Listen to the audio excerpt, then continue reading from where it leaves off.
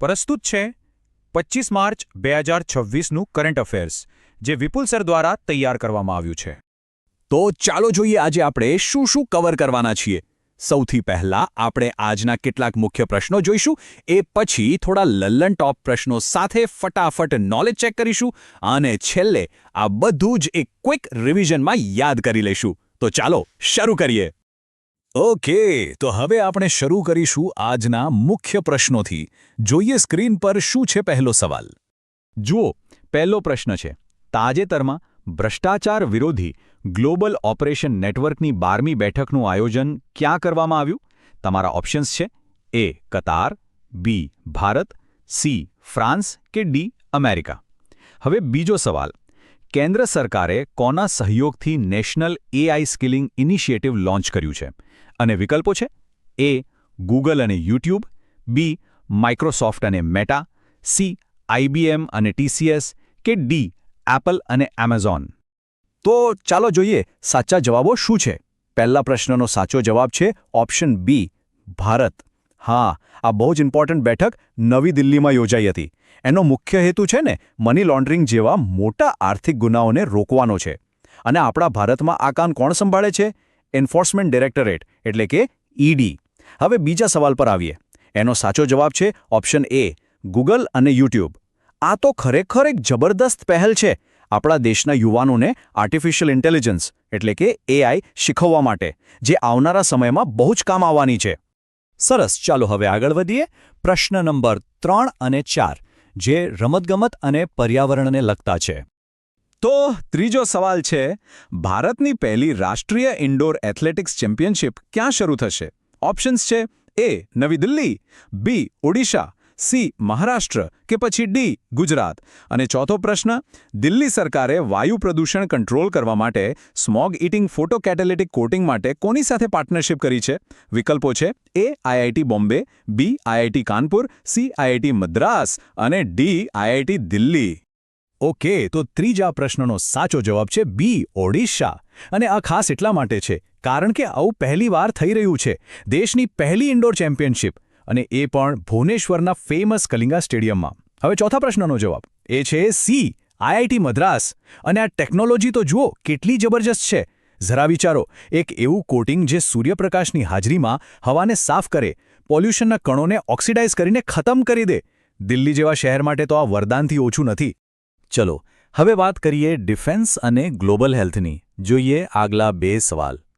પાંચમો પ્રશ્ન, ભારતીય નૌકાદળ કયા દેશ સાથે કાકાડુ અભ્યાસ 2026માં ભાગ લઈ રહ્યું છે?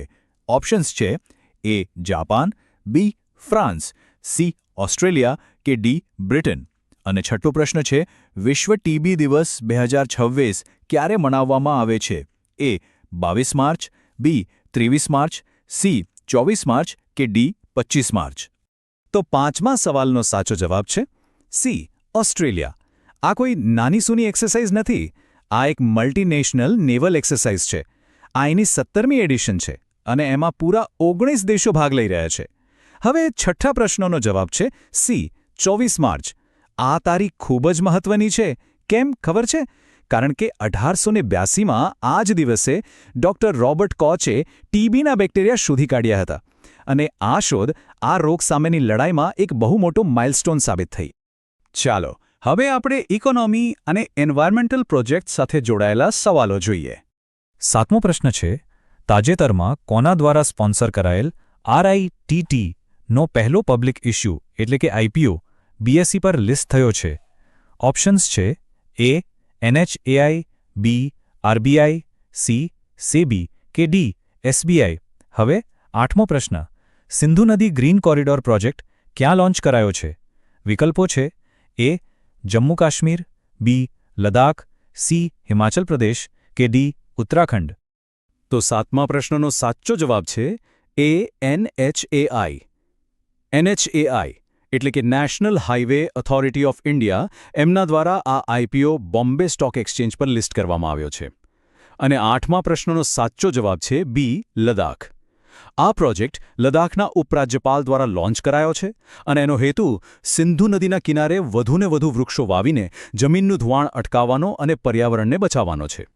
ઓકે, હવે જોઈએ એવોર્ડ્સ અને ટેકનોલોજીને લગતા કેટલાક ઇન્ટરેસ્ટિંગ સવાલ.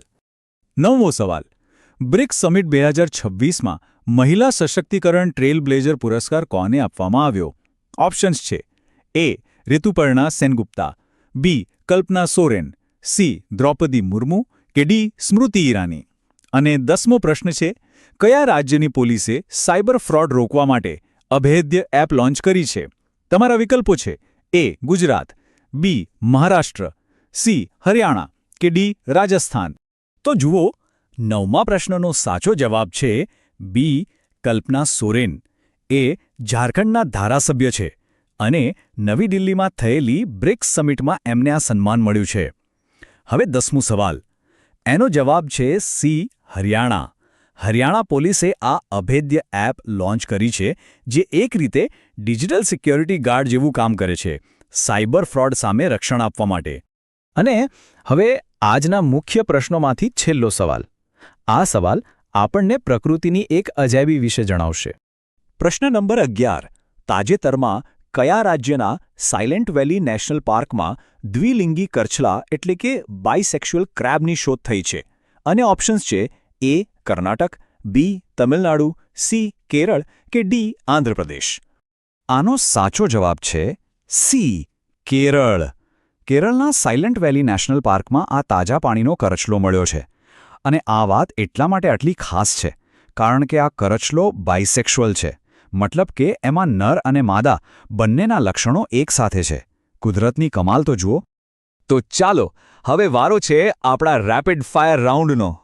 તૈયાર થઈ જાઓ લલન ટોપ પ્રશ્નો માટે. ચાલો, હું ફટાફટ 4 સવાલ પૂછું છું. પહેલો, કયું રાજ્ય હમણાં જ નક્સલ મુક્ત જાહેર થયું?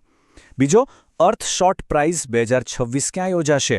ત્રીજો, એઆઈ ઇનોવેશન સેન્ટર ક્યાં લોન્ચ થયું છે? અને ચોથો, ખેલો ઇન્ડિયા ટ્રાયબલ ગેમ્સનું આયોજન ક્યાં થઈ રહ્યું છે? ફટાફટ વિચારો. અને આ રહ્યા જવાબો. નક્સલ મુક્ત રાજ્ય છે બિહાર. અર્થ શોર્ટ પ્રાઇઝ, જેને ઇકો ઓસ્કર પણ કહે છે, એ 2026માં મુંબઈમાં યોજાશે. એઆઈ ઇનોવેશન સેન્ટર છે દુબઈમાં. અને ખેલો ઇન્ડિયા ટ્રાયબલ ગેમ્સ છત્તીસગઢમાં. બોલો, તમારા કેટલા જવાબ સાચા પડ્યા?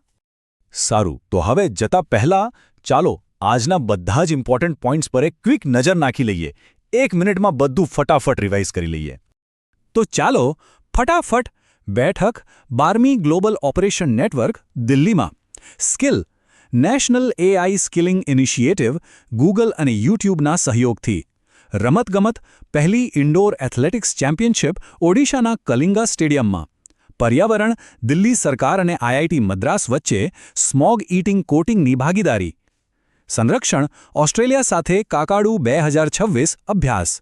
દિવસ 24 માર્ચ વિશ્વ ટીબી દિવસ. અર્થતંત્ર NHAI દ્વારા આઈઆઈટીનો આઈપીઓ. પ્રોજેક્ટ લદ્દાખમાં સિંધુ નદી green corridor project. Award BRICS સમિટમાં કલ્પના સોરેનને એવોર્ડ. અને છેલ્લે હરિયાણામાં અભેદ્ય એપ અને કેરળમાં દ્વિલિંગી કરચલાની શોધ. તો બસ આ હતું આજનું કરંટ અફેર્સ.